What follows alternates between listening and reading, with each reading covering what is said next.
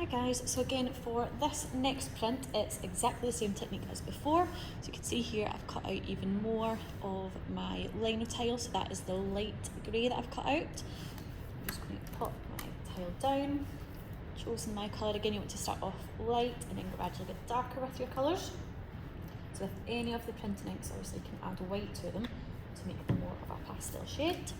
I have my dry roller here, again which has no ink on it, and I will have my wet roller. Again with ink, you're just looking to coat your roller, so you're not trying to fill up the perspex with ink.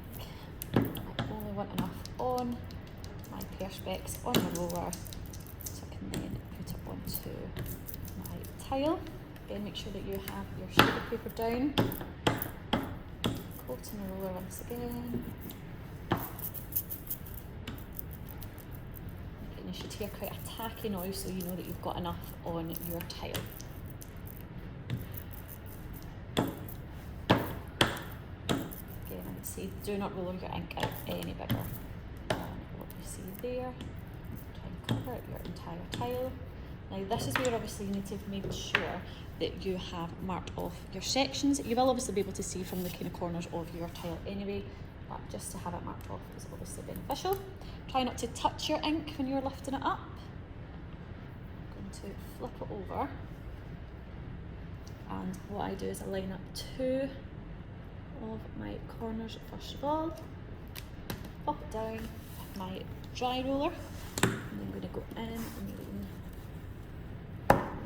heavy.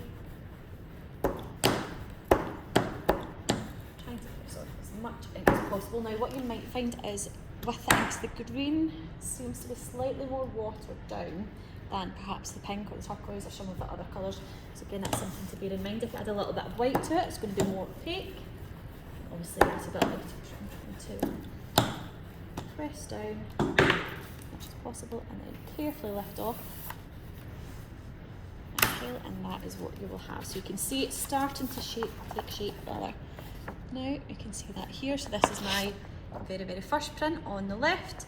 You can see I've started to build it up. So what I want you to really experiment with is your colour combinations. So you can see here I have started working with two different ways in which I can use my cool colours. I have a mix here, so I'm trying to use some contrasting colours. My very last colour on top of this one, I'm thinking of going for a dark purple or possibly dark blue to make those additional features stand out. Again, if you're adding white into the mix, you can have some nice pastel shades, but again, you can see that this is the effect that you're going for. So it's really important that when you're doing the cutting out process, you're as accurate as you possibly can so that you have a nice sharp print like these ones here.